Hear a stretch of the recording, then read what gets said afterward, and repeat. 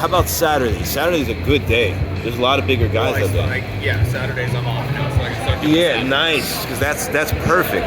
Because on Monday, even if we were to spar, you have nobody your size there. Yeah. Unless Adonis keeps coming, he's the only guy that's a little bit bigger. It's got some, but it's all smaller guys. But Saturday, you have Justin, you have Anthony, Vito. Sometimes Vitaly comes, and every now and then you got other. Oh no, Manny doesn't come then. King neither. But yeah, that's the best chance to get some bigger guys if you can't come at night.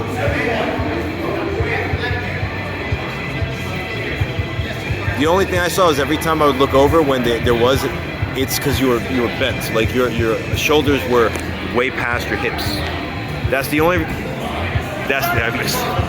only reason why he was able to fit in every time, because it's that thing that I was keep talking about the stance. If you could stay in that stance with your hip forward, they can't fit in like that.